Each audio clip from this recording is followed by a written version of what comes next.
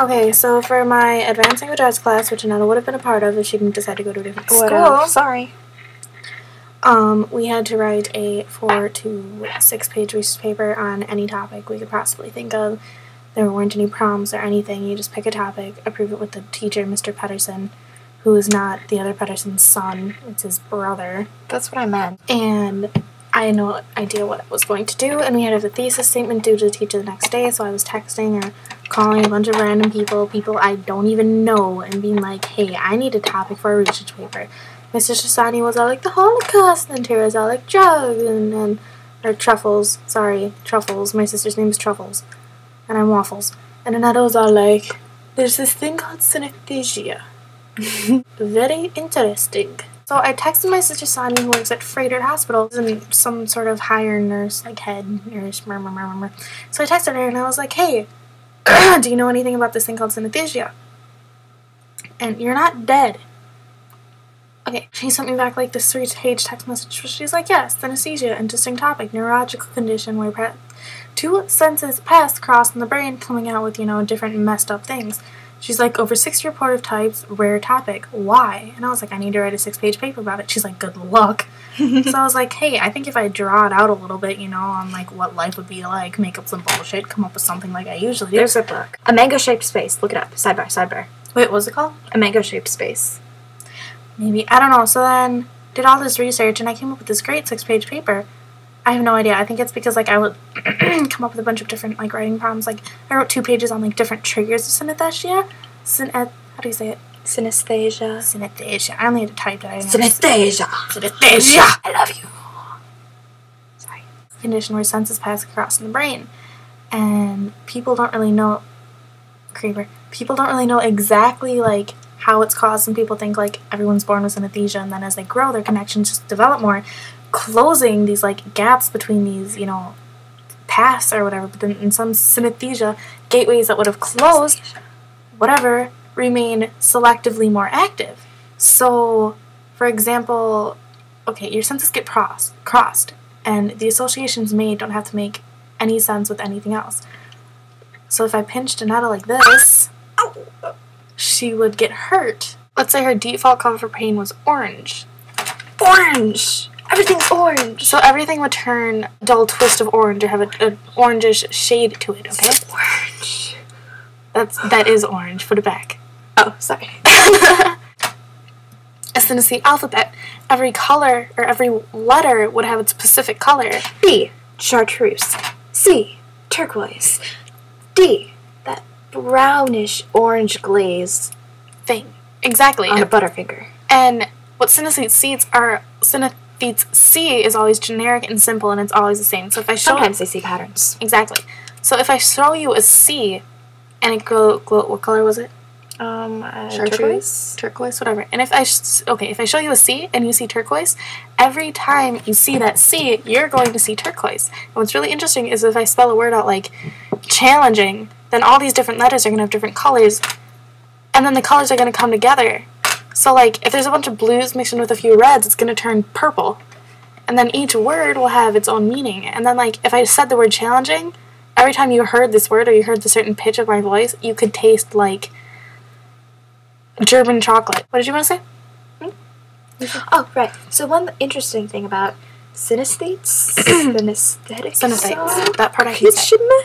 Since this is a unique individualistic experience for every, right, I might just be all when I think of the word axle, I see this word with yellow stripes that happens to be black. And then I could be when I see the word axle, I see this plaid pattern, because each phenomena is distinct to that individual synesthete. I'm sorry I cut you off. It's okay. So once upon a time there were these 2 synesthetes, right? And I'm just all I love your name, it's so purple. And I would be excuse me, it's orange. It's a light shade of lavender. It's a dark brownish orange. I'm pretty sure there were mahogany spots. I'm pretty sure it was a plaid orange. Do you want to go? I do. So then I'd hit her, and I'd hit her, and then I'd see orange. Exactly, everywhere. And then, a trumpet would come out of nowhere, and be like, I taste chocolate in my mouth. And then that trumpet would make a large squealing noise that trumpets are make, and I'd be like, oh, I smell gasoline. And then I'd go to a gas station and I would smell gasoline and I'd be like, everything looks like a dark green fog. And sorry, I was being a fog. Fog it up, man. So there are over, 60 different reported types that we know of synesthesia, and the most common it's right there. The most common being color grapheme synesthesia, which is what we were just describing, where different colors or different letters would have their own, color to it. But then, like, certain synesthetes could have, like, sound grapheme synesthesia, where every time they hear a certain sound, they'll taste, different flavors. Like, if I hear a B sharp on a piano, that's not a B sharp, sorry. It's okay. I'll taste oranges. Or if I hear, like, a drop dead note that comes out completely wrong on an oboe, I would taste a nada. Every time I try to bite her, she runs away. I don't know what she tastes like. I don't want to know what she tastes like, because no homo. But, what I think is really interesting is that the triggers of synesthesia are things like numbers and letters and musical notes and days of the weeks and things like this. It's a man-made invention that has become almost so, like, natural. I mean, numbers are the standard way of counting, days of the week the standard way of keeping time, musical notes the standard way of hearing and comprehending what's going on. So, cognitive conventions, I guess, are what they're called, So, like, numbers, different letters, different sounds, different smells, different senses evoke other senses, and they don't have to make any sense. And synesthesia, it's thought to run into family, but most of the family members weren't direct family members. And I think she's going to demonstrate everything I say now. Can I go into a Twitter freak out right now? In a minute. Finish your sentence. Okay. They're doing all these studies to try to figure out where exactly synesthesia comes from, and some people think that it might be part of this brain, a part in the brain that, functions incorrectly and isn't really working right. And then others think, I think I said this before, that you're born with synesthesia, and as you grow, the connections in your brain just develop a little bit more and close off the possibility for these senses passed across. And then in synesthesia, these paths remain open. And another theory would be that if you're a synesthete, you're actually suffering from some strange sort of, like, post-traumatic stress disorder.